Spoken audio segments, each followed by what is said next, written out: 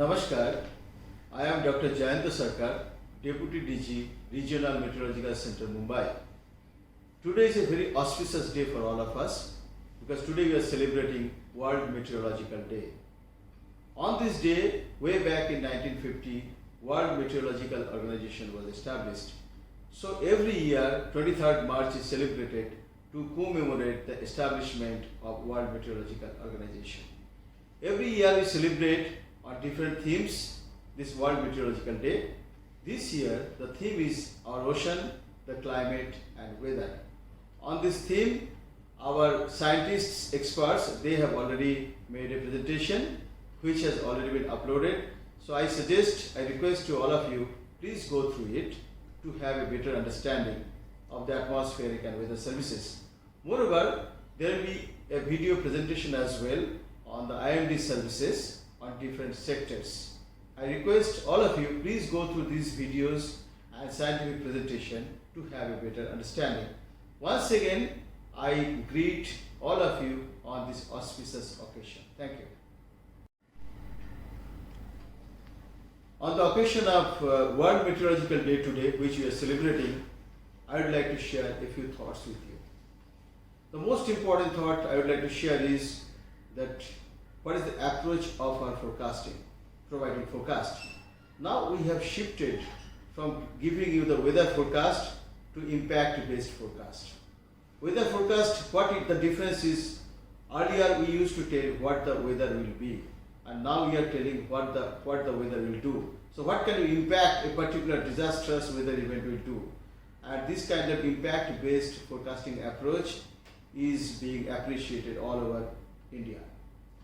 And another important aspect on which we have already made a video that will show you what are the important sectors on which we have been giving our forecast.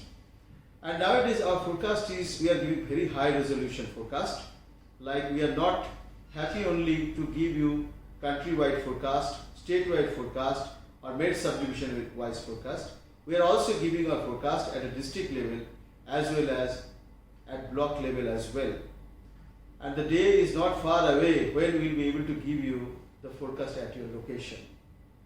And this kind of confidence in providing you a very high resolution forecast stems from the fact that a lot of development has taken place regarding the increasing density of our observational network, better radar coverage, better satellite, better expertise knowledge on climatology, and last but not the least, much better numerical weather prediction models. So all these factors has helped us in providing you very accurate, reasonably accurate weather forecasting services.